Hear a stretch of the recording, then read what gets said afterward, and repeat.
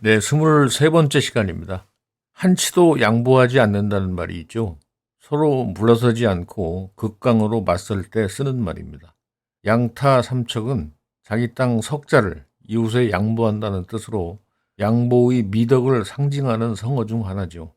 오늘은 권력과 권세를 두고 일어난 두 고사를 통해서 권력 권세의 쓰임새와 그 결말 지어지는 모습에 대해서 생각해보는 시간을 갖겠습니다. 흥선대원군 이하응은 살아생전에 유일하게 대원군 작호를 받은 인물입니다. 그가 1864년 섭정에 나설 때까지 순조 이후 60여 년이나 지속되어 온 안동 김씨 세도 정치를 잠깐 보죠. 세도를 인간 세자 세도로 쓰면 세상을 바르게 다스리는 도가 되지만 형세 세자 세도로 쓰면 신하 외척이 나라 권력을 독단하는 걸 말하죠. 당시에 매관매직 기강문란 백성 수탈이 얼마나 극심했냐면 남자를 여자로 만드는 것 빼고는 못하는 게 없다는 말이 세간에 나돌 정도였다는군요.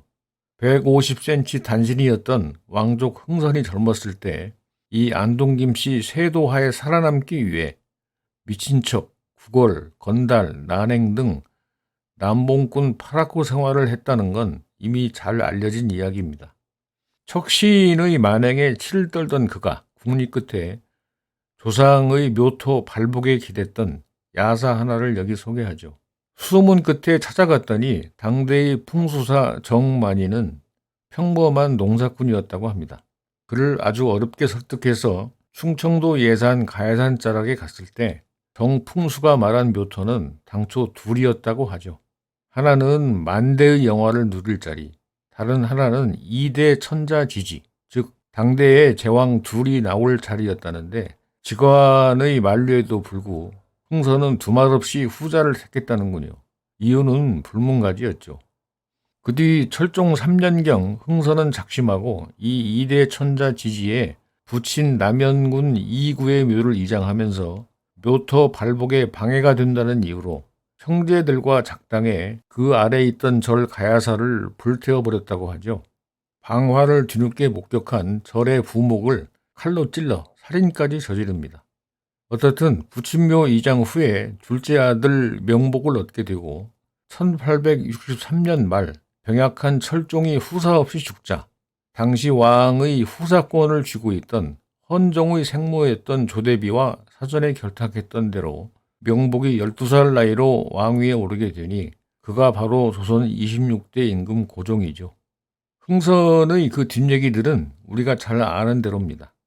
풍수설대로 묘토가 정작 발복했는지는 알 길이 없으나 한 시대를 풍미했던 흥선의 권력에는 어딘지 분기와 한서림 같은 것이 느껴지죠. 그 결말만 놓고 보면 세도 정치를 끝내 비록 왕권 회복에 성공하고 당시로서 치적도 상당했지만 바로 그 자손대에 가서 500년 이씨 왕조가 종말을 고하고 질고 끝에 나라의 국권이 침탈당하는 망국의 비운을 맞고 맙니다. 두 번째 얘기를 보죠. 중국 청나라초 안휘성에서 권세가 장씨가와 이웃한 지역유지 오씨가 사이에 마주한 석자 남짓한 땅을 두고 송사가 났다고 합니다.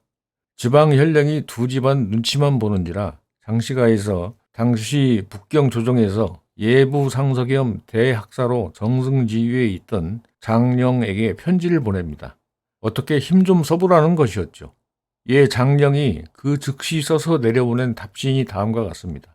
천리구서 지유장, 천리나 먼 고향에서 온 편지가 겨우 담장 얘기네. 양타 삼척 우하방, 이웃의 땅 석자를 양보한다고 무슨 문제인가. 장성만리 금유제, 만리장성은 지금도 여전하건만 불견 당년 진시황, 그때 진시황을 지금 누가 봤다는 사람이 없지 않은가. 시로 써보낸 답장을 받은 즉시 장씨가는 흔쾌히 담을 석자 뒤로 물렸고 이웃 오씨가도 화답으로 석자 땅을 양보해 두 집 사이에 길이 약 100m, 폭이 약 2m 되는 골목길이 새로 생겼다고 합니다. 담장이 설 자리에 골목길이 들어선 것이죠. 여기서 나온 성어가 양타 삼척으로 후에 이 골목길에 육척항이라는 이름이 붙어 지금도 관리들 교육 견학 장소로, 양보 미덕을 상징하는 관광 명소로 유명하다고 합니다. 비록 작고 소소한 사건이지만 권세 위에 안주하지 않고 그걸 던져버린 장령의 작은 처신 하나가 후세의 길이 적덕이 되고 화한 기운을 세상에 가져다 준 것이죠. 전후한 교체기에 나중에 광무제가 된 유수를 도와 큰 공을 세운 풍이라는 장수가 있었는데, 그는 농공행상 자리에만 가면 늘 뒷전의 큰 나무 아래 앉아 있었다고 합니다. 그를 두고 대수장군이라 불렀는데, 여기서 나온 성어가 겸양을 상징하는 좌수불언으로, 이러한 겸양의 풍모로 그는 늘 부하들 신임을 독차지했다고 하죠. 노자 도덕경 제2장에 이런 말이 나옵니다. 공성이 불거, 시이 불거. 공을 이뤄도 거기 머물지 않으니 공이 떠나지 않는다는 뜻입니다. 오늘 양타 삼척 탐방에 나선 것은 이미 오래전부터 우리 국가 권력 주변에는 그저 말만 무성할 뿐 양보와 타협, 사명감, 책임의식은 잘 안 보이고 불고염치로 마치 이권을 놓고 서로 싸우는 듯한 모습을 보면서 사회 안에 미담은 가물에 콩나듯 하고 어둡고 폭력적이고 자극적인 뉴스들만 쏟아내는 미디어 매체 또한 여전히 다를 바가 없어 속이 불편해서였습니다. 다음 시간에 뵙죠.